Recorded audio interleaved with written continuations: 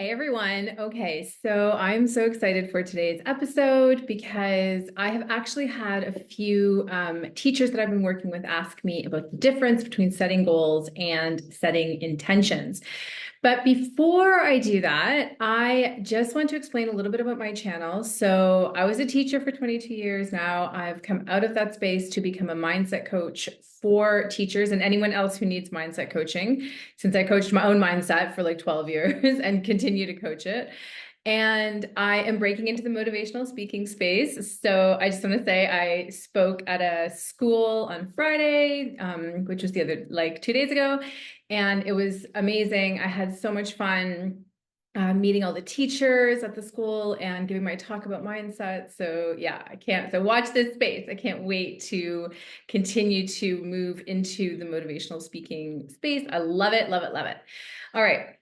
Most importantly, if you know a teacher or you are keen on sort of working on your mindset, that's like one of your goals this year or next year or however you want to do it, then please, please, please subscribe. Or if you're listening to the podcast, give me a follow, like all that good stuff, so that I can get all the value out to everyone who needs it. Okay, let's get started. Goals versus intentions. Okay, setting goals versus intentions.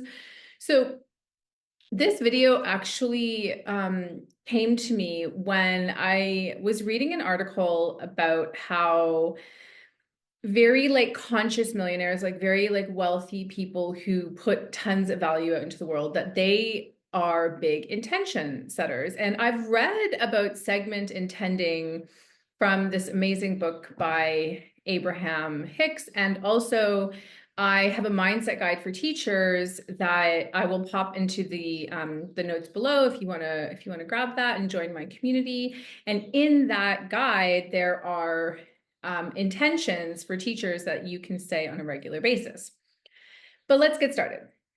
The question is, of course, are you team goals or team intentions? You may not even actually know, but to give you an idea of the basic difference between the two, goals is like running a marathon where there's a very clear reward at the end, like a very clear destination, and intentions is like being a Zen yogi, where you are sort of focused on making this day one of your best days, like living in the present, being mindful, all of that, good stuff. So just to give you a quick overview, that in this video, we are going to dive into, yes, the difference between setting goals and setting intentions, why some people struggle with setting goals, and ideas on how you can get them right, because they do offer different ways of kind of running your life and running your mindset. And you may want to try both, because there is absolutely no problem with that. Now, when I look at goals, I'm going to start with goals, okay? My best analogy when it comes to goals is, well, of course, there's the marathon analogy, but it's basically like this. If you imagine that your mind is a table, and on that table, there are just like 100 marbles running around in all different directions. And those marbles represent your thoughts. Now, without goals, we don't have anywhere, kind of any direction for those thoughts to go. They are just like floating all over the place. And some of them might fall off the table, gone forever. Some of them might stay on the table for a while, and we like ruminate on those thoughts, and we don't even know if those thoughts are really serving us in any way. Now, goals is like putting a track, like one of those tracks that that you get for kids, like that have all the race cars on them. You put that track on the table and you put all the marbles in that track. The marbles have to go towards a specific direction. So you can decide what goals and what information you want on that track in order to get you to that final destination, which of course is achieving your goal.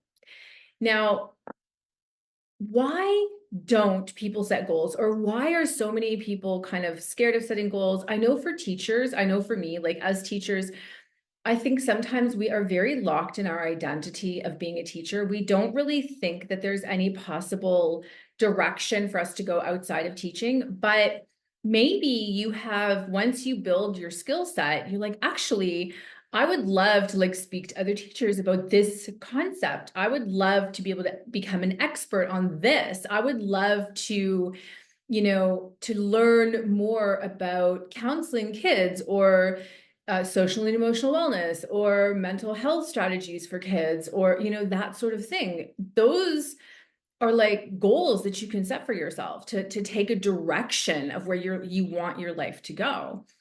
But there are a couple of reasons why people don't set goals, okay? And the number one reason is fear of failure. We feel that if we don't achieve the goal, we failed in some way.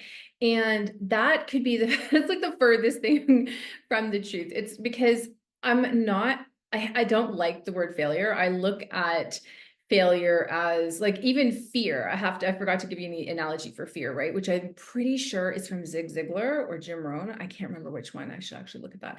But fear is like false evidence appearing real, right? False evidence appearing real. You don't have evidence for the like why you're having this fear.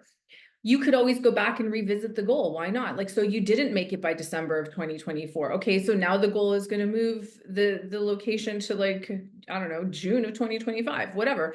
You can do that. There's no reason for you to have this unreasonable fear.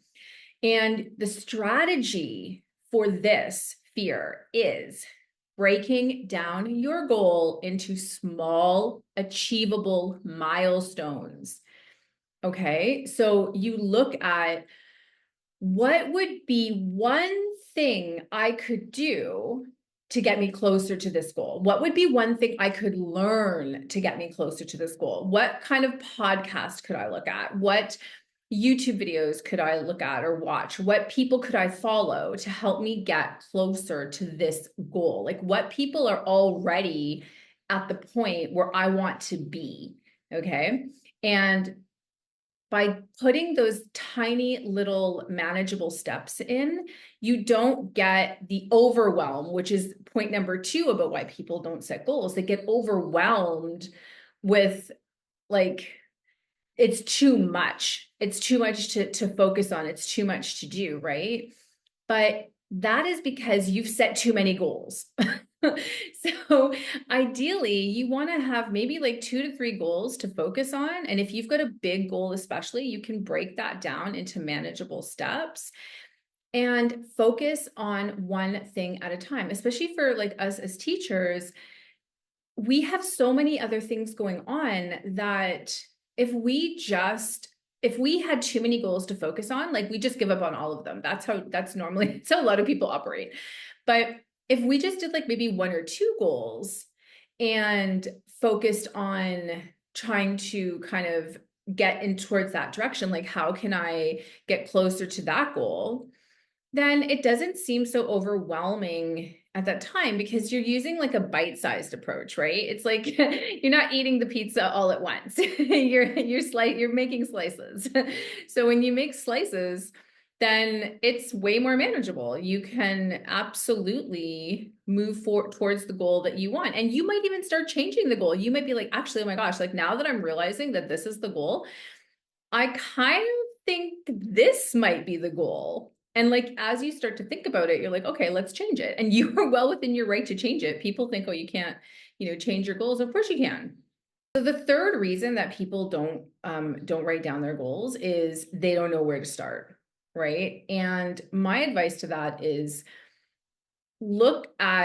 start noting down, like take a minute to either journal it or type it in your notes and just really start noticing like what brings you joy. What do you love doing? And maybe it's just talking to people. Maybe it's educating people. Maybe it's a certain sport or something, or maybe it's, like doing, I don't know, puzzles or there's certain things that really like light you up inside. And any of that can be a goal, right? Maybe it's a goal to start your YouTube channel. Maybe it's a goal to, create like a course or create something. So you want to just start writing down like what you love and see if any of those things could turn into a goal that you could write down. Um, and then you can start there. That's definitely a great place to start. And most importantly, I would say, try to write down your goals on a regular basis, not just one and done. And the last reason that a lot of people don't commit to setting goals is the lack of accountability, right? So you have to basically, sometimes if you get like an accountability buddy, for instance, I'm going to the gym 5 days a week or 4 days a week, or I'm going to commit to 2 days a week, and then really asking someone like either a coach like me or a friend or even an app that can track your progress. I personally need like a human accountability buddy myself, and I have used these many times. A friend of mine, like we took a course, like an online course, and we held each other accountable the whole time because we would be talking about, this module and this module. And so we had to make sure we had watched the modules. But by having someone call you out on it, and most importantly, someone you trust, but also someone who is going to call you out on it and not like be like, oh, it's okay, you don't have to go, like no big deal. Like, no, you need to be like, oh, you need to go, like call them that morning, I hope you're going to go to the gym today, that kind of thing. So when you set your goals, if you feel like you're not going to achieve them, like then get your accountability buddy. Okay, now we're going to look at some rules for if you're a beginner at goal setting. And I'm just going to preface this by saying one of the best things I ever heard about goal setting was from Brian Tracy, who's like a business like guru. And he had a theory that you sit down with a blank piece of paper, you write down like your 10 goals, you always put them in the present tense, like I am, or I have this much money, for instance, or I am traveling to Bali, whatever. And you write down your 10 goals. And then the next day, you go and you get another blank piece of paper and you do not look back at the goals you wrote yesterday. You write 10 goals again. And you do that for 7 days straight. And by the end of that, the goals that were meant to be are like, or the things that you want to happen in your life, they will be on the 7th day piece of paper. And some of the other goals will have fallen away because maybe they weren't as important. And now you can work within that row of 10. If 10 is too much, do 5, right? Do 3. It doesn't matter. It's just about getting started. So if 5 is too overwhelming, do 3. Like each day, do your 3 biggest goals. It could be like a weight goal. It could be a learning goal. It could be a business goal. It can be any kind of goal, personal goal, social goal, right? So you go, you write them down and then you go on there. Now, the next thing you're going to do, right, is you're going to look at celebrating the small wins. So if your goals seem too big, that's where you got to break them down, right? So if your goal was to lose 10 pounds or 10 kilos or whatever, and you said, okay, I'm going to go to the gym 3 times a week. And then the first week you went to the gym 3 times, that is a win. So you celebrate, you get a smoothie for yourself, or you, get your nails done or whatever. Like you give yourself something like that dopamine hit, right? You need that dopamine hit to kind of be like, yes, I did it. And yeah, definitely celebrate the small wins. And that tends to, and like track your progress. And that tends to get you closer to the goal that you want. All right. So this leads me into setting intentions. All right. So what is I almost said segment intending, because that is actually what it's called in the book by Abraham Hicks. But we are talking about intention setting. What does it mean to set an intention? Okay. And the idea is, and I mean, I'm not gonna lie, like I found setting intentions way late in my mindset coaching journey, but it is so wrapped in my toolkit, like my mindset toolkit, boom, setting intentions. I love it. So setting intentions basically is about living a more meaningful and kind of joyful life and a more present life, because it focuses on the day. So it helps give you clarity and focus on where you want things to go. Now, Number one, intentions, like just to give you an idea of why you might want to consider setting intentions. Intentions guide your actions through the day. So they help you make decisions on what matters most to you because you set that intention at the beginning of the day. They can also help to shift your mindset, which is why they're part of my mindset toolkit, because they challenge they go beyond your goals because they are an individual daily thing, right?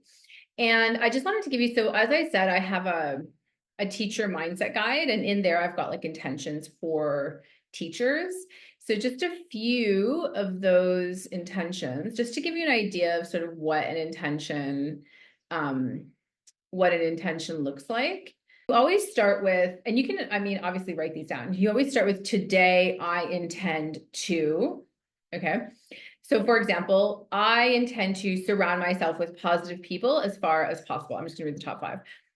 Today, I intend to surround myself with positive people as far as possible. And then you say that to yourself, right? And then as you go through your day, you're like, am I surrounding myself? I want to surround myself with positive people. This person's negative. I'm going to try and remove myself from this person. Today, I intend to laugh more with my students. Okay, so today I'm not going to take, if someone didn't do their homework, whatever, I'm not going to forget about it. I'm going to focus on laughing with my students because they need it and I need it. Today, I intend to start the day as a blank canvas that is ready to be painted. Because that's like, I'm going to leave tomorrow. Yesterday happened. Yesterday is gone, right? Today is a brand new day. It's a brand new canvas. I'm going to paint it with some bright colors. And today is going to be amazing. Today, I intend to nourish my body with healthy food choices, right? So if that is how you start off your intention, you tend to stick to it better because it was your intention. Number 5, today I intend to notice the goodness in and around me. So I'm going to recognize the goodness within myself as well, because there are amazing qualities within me. Yes. Could I recognize the negative qualities in me? Of course, because as people, we probably do that. You're doing that regularly. Of course, if you coach your mindset, you will do that way less regularly. But if you are doing that, this is a good intention because you can start to recognize the goodness within you and you can focus on what were the great things that you did today that show you are an amazing, amazing person, right? Because you will also be able to find a ton of those things too. Okay, so those are some examples of intentions. Remember, most importantly, the most important thing about intentions, never, ever, ever say, today I will not. You never want to have the negative side of the intention, always positive. Today I will do this. I intend to do this. I will focus on this. Okay, always, never what you won't focus on. That is the most important thing about setting intentions, like affirmations as well, right? Always I am, never I'm not. Okay. So to give you, yeah, so basically the idea with the intentions, right? It's like you're choosing the direction of the sail. It's not about the destination. It's like if you are, um, what is that? Like, I am the captain of my ship. Um, it was a famous poem. I can't think of it right now. But anyway, yeah, so you are the captain of your ship and you can set the sail in the direction you want. Okay. You can't change the wind, but you can change the direction of the sail. And that's what we want to look at it. So why choose intentions over goals? Okay. Obviously, like I said before, they both have a place in your life, but you do not have to do goals if you want to do intentions. You don't have to do intentions if you want to do goals. I recommend giving both of them a go because they do have very different purposes. But number one with intentions is flexibility. So intentions allow you to focus on today. They allow you to adapt. They allow you to flow with what's been going on in your life. And you can adjust your intentions at any time. So like if you have a list of like 50 intentions written down or like printed out or I don't know, put on as a screensaver on your phone, then you can pick and choose which ones you want to use that day based on what you want, what intention you want, right? And it creates that mindset shift because instead of fixating on the end game and having that, oh my gosh, I failed because I didn't achieve my goal by December 2025 or 2024, an intention helps you focus on who you are becoming in the process. Like it helps give your thoughts direction. It helps, like when you start spiraling into negative thinking, it can be a very quick way to shift back into a more positive space because you already have an intention that you're working with that day, and you can bring that back. You can be like, okay, let me like just stop saying what I'm saying to myself right now, and let's focus on my intention, and let's analyze like how that went today, right?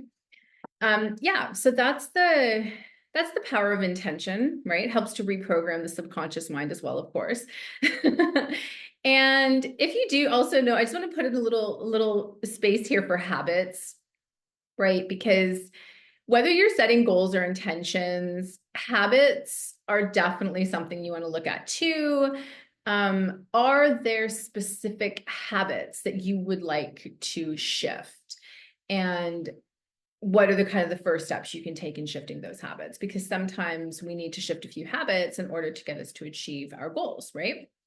Now, almost towards the end here. So let's look at goals versus intentions and when to use each one. So I've sort of touched on this, but basically with goals, right? Goals is the journey. So it's like using the GPS, right? You got to go like here, but you're eventually going to get here to this part, this final destination, if I can say that. And goals are like, running a 5K, writing a book, learning a new skill, something that would need to maybe be broken down into smaller, manageable steps. And I would highly encourage, having, maybe a big goal and a smaller goal, or a couple of smaller goals, or even just a couple of big goals that you're breaking down and working towards, because that's, as humans, we respond really well to that. Now, intentions is when you want to focus on how you show up on a regular basis, right? Like I said, it's about being in the present, the power of now, living for today, and being more mindfully present and not distracted by a lot of other things that are beyond your control, but really focusing on you and living your best day that day. So yeah, it's more like you're not worrying about getting to the end. It's only about getting to the end of the day. So that's all you have to worry about. Now, like I said, I would definitely encourage you guys to try both. I think I personally have my goals, I have my intentions. I love using both. They have really helped me with my mindset, as a mindset coach, especially. And yeah, so I would love it if you commented below if your team goals or team intentions, and even share your experiences. Or if you have any questions, like I'll gladly do another video if you have any questions at all. Remember, most importantly, please subscribe so I can get my channel out to as many educators as possible, and anyone else interested in mindset. Share this with anybody you know who might have questions about goals and intentions. And yeah, most importantly, go out there, live your best life, do things that bring you joy. And I'm sending you so much love for the day. Bye.